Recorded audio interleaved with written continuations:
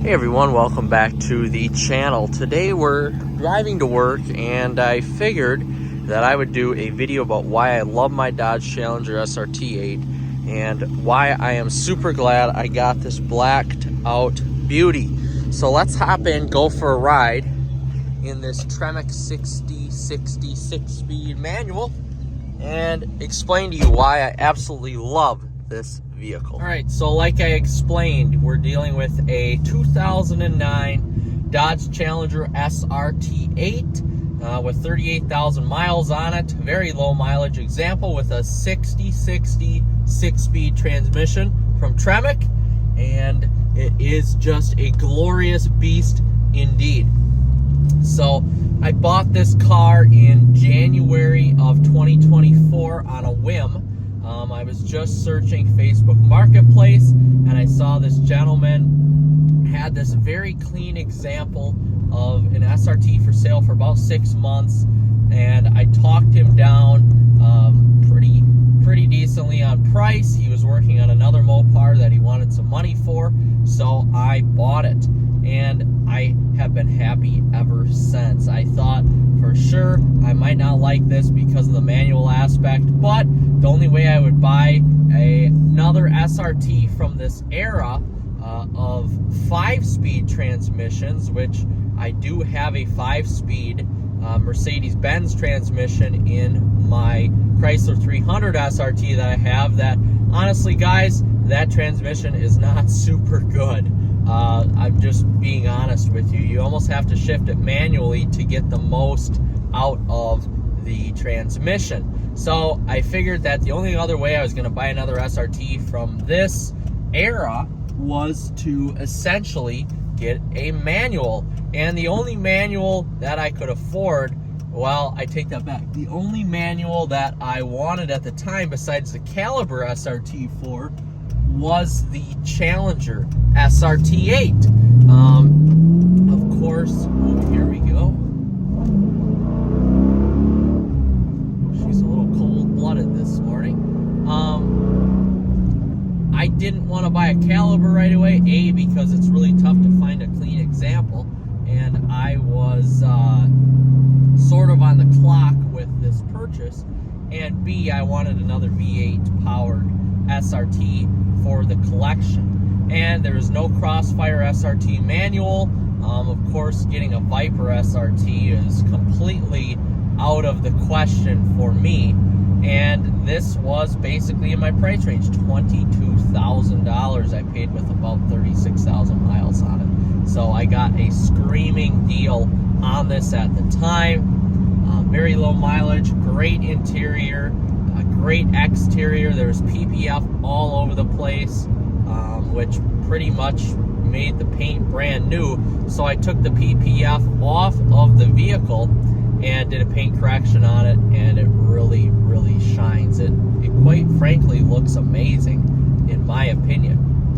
So I did that, did a quick interior detail, although it really didn't need it because the owner kept it garaged and really nice, which made it just a blast. But I remember driving it back in January actually on some crappier roads with tires that have date codes that were a little older, which I did end up replacing. And I instantly fell in love. I actually didn't drive this until the day I bought it, and it took me a little while to get used to the manual transmission again.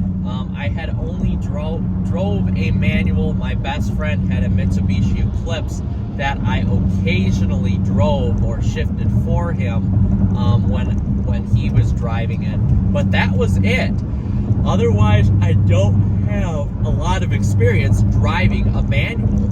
I think my parents had a early 2000s Subaru Forester with a 6-speed manual in that, but of course I was way too young then to drive a manual. So always wanted a manual transmission. I've always wanted to feel connected to the car, and honestly after the year and almost a half of ownership of this vehicle, I've gotten pretty decent at driving a manual transmission now. pretty much second nature for me. Stalls don't happen. You know, after a while, you have to get used to it. My uncle does actually have a Mazda Miata, a very nice example of a Miata. And I do have to say that transmission is a little bit easier to shift than this one. This one has some longer throws to it, but nonetheless, it's still very easy to drive. Clutch engagement is heavy, what you would expect out of an American muscle car. But this has been a blast to own, a blast to drive. And it's, quite frankly, for what I use it for, it's the perfect vehicle. I'm not taking this out on track. I'm driving it spiritedly when I do drive it, and it's been just a real blast to get behind the wheel and actually drive it. Now, comparing this to the 5-speed Mercedes transmission that came with the car as standard, this just blows the doors off of that. I mean, there is simply no comparison. The 5-speed transmission is a hair better than GM's 4-speed that they put in all their mid-2000s vehicles. Let's just put it that way. It's unresponsive and takes forever to shift, and it's just really not an engaging transmission, excuse me, to drive. But we're in the manual. You know, one thing I do love about this car too, even compared to my Jeep SRT or my 300 SRT, is that this car, because of its retro looks, always gets comments and questions about it whenever I park it someplace or when I go out. It really is truly an eye-catching vehicle, even in the black color. My ideal color in this would be like a B5 blue or like a Tor red, plum crazy. Those three colors would be kind of my ideal colors in this, but black is a very sleek look. It's very retro, it's very muscle car, and it always gets appreciation wherever it goes, which is awesome. And then you pair that with the manual, and boom, it's even that much better.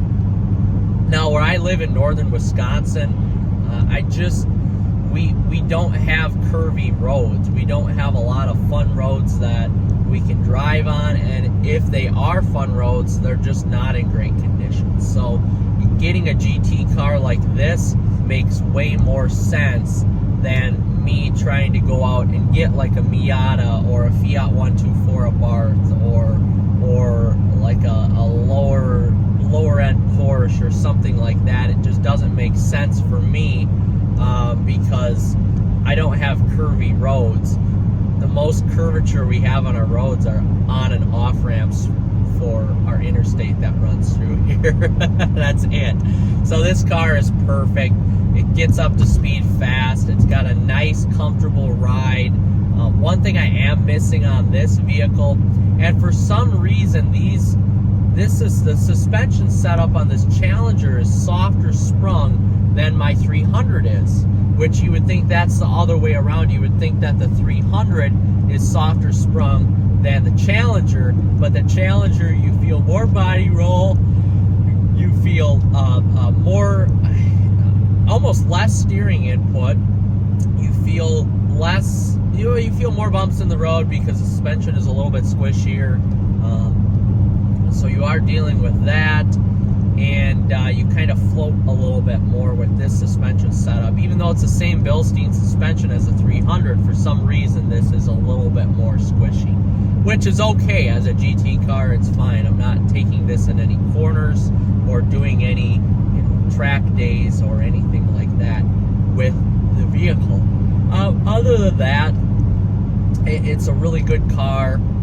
You could definitely tell the weight of this vehicle. Again, comparing it to another LX platform, this has the typical American car setup where you have 60% of the weight up front, 40% in the back. So you can do burnouts in this very, very, very easy, honestly. And it just provides a unique experience that honestly we don't get in today's world anymore with all-wheel drive crossovers, all-wheel drive sedans. So it makes it a blast to drive. Other than that, I do like the interior in here. These first generation SRT seats, I love these seats even compared to my Jeep SRT, which gets the second generation of SRT seats, which pretty much remained unchanged until those vehicles were discontinued. These hold you in place really nice. The lumbar isn't powered, but it's just a simple mid lumbar, and it really does its job well. The Alcantara suede in the middle of the seats actually holds you in pretty nice. And the side bolstering, even for a smaller guy like me, the side bolstering holds me in place really well.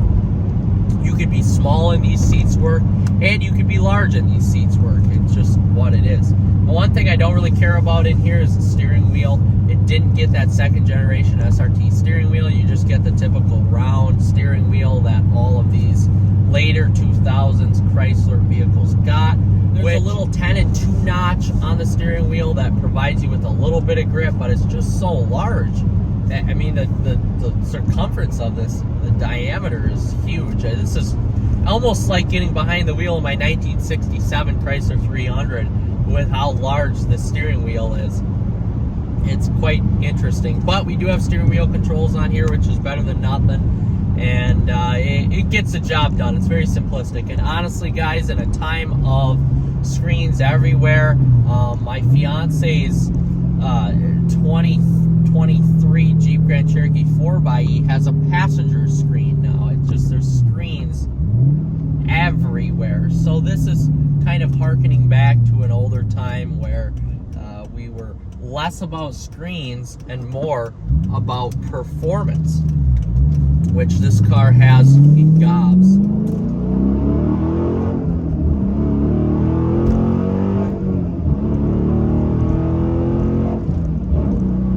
Doesn't that sound great? Oh my gosh. I guess I have a few other vehicles that go really fast, and even though I'm losing a little bit on my 0 to 60 with this manual, it is just a freaking blast to drive. Oh my goodness. This car is so fun. The manual makes it so fun. It just beats the hell out of any automatic transmission out there, honestly. You're so engaged with the vehicle, and that's what makes me just so happy to own a car like this.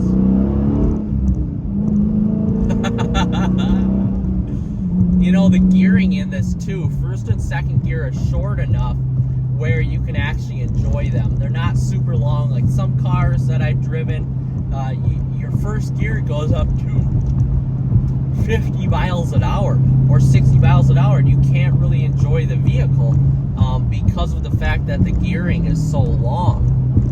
This gearing is short, 1 to 2. In 3 to 4, it gets a little bit longer, and then 5 to 6 is excruciatingly long gears, of course, because they're for highway cruising, which I'm actually in 5th right now at about 2,200 RPMs at 60 miles an hour. Then you drop it down to 6th gear, and you're under 1,500 RPMs for 60 miles an hour. These bumpy Wisconsin roads here, which you can probably hear, they're awful. This Challenger soaks it up with breeze. There is not a lot of NVH here. Nothing's rattling. Not a lot of wind noise in this vehicle. I know on the newer models they made it even better with the adjustable suspension setup here with the Bilstein active suspension setup, but this as just a solid state suspension setup is pretty good. I don't mind it at all. Again, great GT car if you're looking for speed, a little bit of cornering fun, and just overall straight line reliability and comfort. It is just tremendous. So, with that being said, guys, I'm gonna leave you. I'm almost to work now, and I had to get a little bit of an enjoyable start to my morning here driving this Challenger before we go to the monotony of our normal lives. And if you want to break up that monotony of work, of life, whatever it is, go out, buy a Challenger SRT8 with a manual. You're going to be loving every second of ownership. And the best part about this is a 2009 qualifies for Hagerty insurance. So my total insurance per month, because I only drive this couple thousand miles tops every year. Last year I did about 1,200 miles. My insurance cost on this is like $70 a month, something like that. So it's extremely cheap. My 300 and Challenger combined, along with my 1967 Chrysler 300, I'm paying like $180 a month in insurance. That's only $30 more than my Jeep SRT. For 3 vehicles, you cannot beat it. So I'm going to leave you at that, guys. This is such an affordable performance bargain, and if you're looking to get one, take a look online. You can find these on Marketplace at dealerships for the $20,000 to $25,000 range with lower miles, and most of the time these vehicles were well taken care of, especially in a manual, by their previous owners. So with that being said, guys, if you want more Mopar content, like and subscribe. We will see you in the next one.